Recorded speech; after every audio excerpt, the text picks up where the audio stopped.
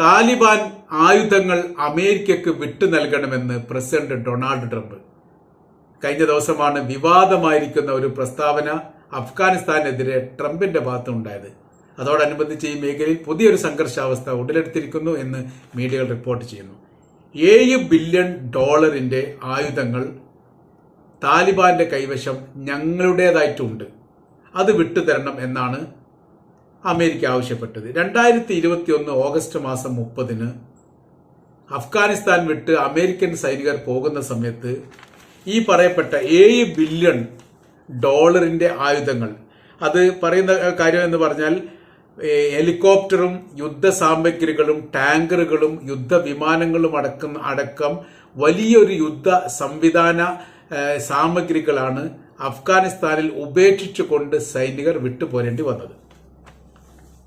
അത് ആ സമയത്ത് താലിബാൻ ഭരണം അട്ടിമറിച്ചുകൊണ്ട് ഭരണം പിടിച്ചെടുത്തതോടെ 25,000-ഓളം വരുന്ന അമേരിക്കൻ സൈനികരുടെ ജീവന് പോലും ഭീഷണിയുണ്ടായ സാഹചര്യത്തിൽ ഖത്തറിന്റെ മധ്യസ്ഥതയിലാണ് അമേരിക്കൻ സൈനികരെ അഫ്ഗാനിസ്ഥാനിൽ നിന്ന് രക്ഷിച്ചു കൊണ്ടുപോയത്.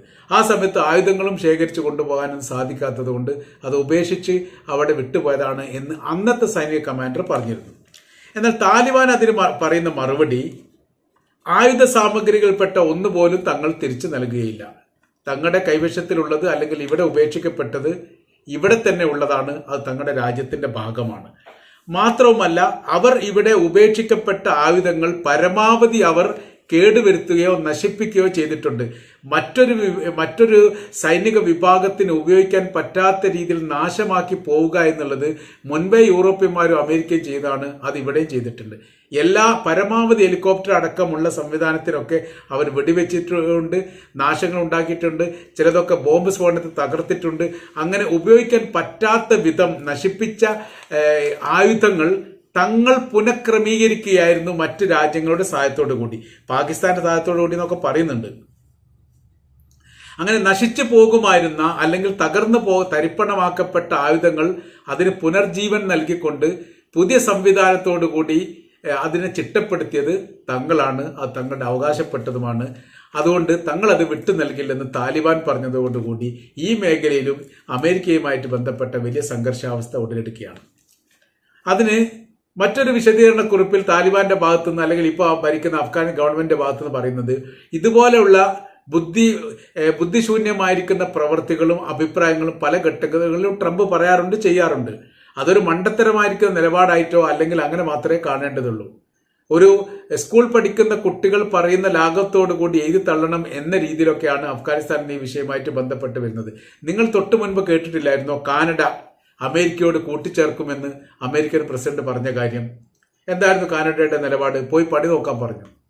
ഞങ്ങളുടെ രാജ്യത്തിന്റെ ആഭ്യന്തരപരമായിരിക്കുന്ന വിഷയത്തിൽ ഇടപെടാൻ വേണ്ടി ഒരു അമേരിക്കക്കാരെ അനുവദിക്കുകയില്ല, ഇത് സ്വതന്ത്ര റിപ്പബ്ലിക്കാണ്, ഇത് ഇങ്ങനെ തന്നെ നിലനിൽക്കും, നിങ്ങൾക്ക് വേണമെങ്കിൽ ഞങ്ങളുടെ യൂണിയനോട് കൂടി ചേരാമെന്നാണ് കാനഡയിൽ മറുപടി പറഞ്ഞത്. അതോടുകൂടി ലഭ്യനായിരിക്കുന്ന ഒരു സ്ഥിതിയാണ് ട്രംപിനുണ്ടായത്. രണ്ടാമത് പനാമ കനാലുമായിട്ട് ബന്ധപ്പെട്ടാണ് പനാമ കനാലിന് അമേരിക്കയുടെ പേര് നൽകിക്കൊണ്ട് ഞങ്ങൾ കൂട്ടിച്ചേർക്കുമെന്നാണ് പറഞ്ഞത്. അതിന് പനാമയുടെ സർക്കാർ വളരെ കൃത്യമായ രീതിയിൽ മറുപടി പറഞ്ഞിട്ടുണ്ട്, നിങ്ങളുടെ കനാലിന് ഞങ്ങളുടെ പേര് നൽകുന്ന ഒരു സ്ഥിതിവിശേഷം ഉണ്ടായാൽ പോലും ഈ കനാലിനെ നിങ്ങളുടെ പേര് നൽകി അംഗീകരിക്കുന്ന സ്ഥിതിവിശേഷം ഉണ്ടാവില്ല എന്നാണ്.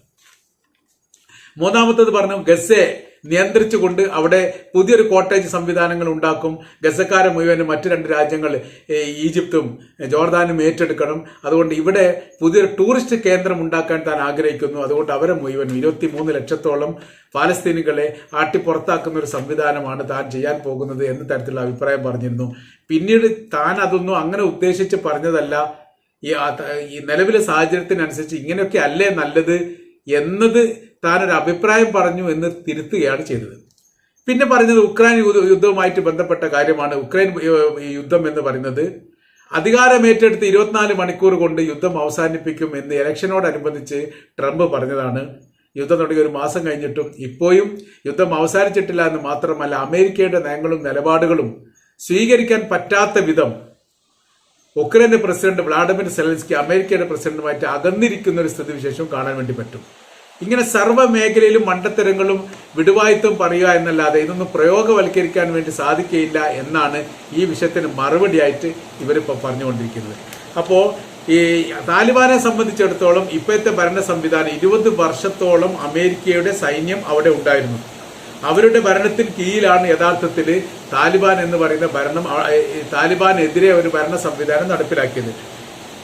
സെപ്റ്റംബർ 11 അക്രമത്തോടു കൂടി താലിബാന്റെ ഭരണത്തെ അട്ടിമറിച്ചുകൊണ്ട് ഹമീദ് കർസായിയുടെ ഭരണം അഫ്ഗാനിസ്ഥാനിൽ നടപ്പിലാക്കാൻ വേണ്ടി എല്ലാ ശ്രമങ്ങളും നടത്തിയത് അമേരിക്ക തന്നെയാണ്. പിന്നീട് നീണ്ട 20 വർഷക്കാലം വലിയ ആധിപത്യത്തോടുകൂടി അവരവിടെ ഭരണം നടത്തി. പെട്ടെന്നൊരു സുപ്രഭാതത്തിലാണ് താലിബാൻ ആ രാജ്യം അട്ടിമറിക്കുന്ന ഒരു സംവിധാനം ഉണ്ടായത്.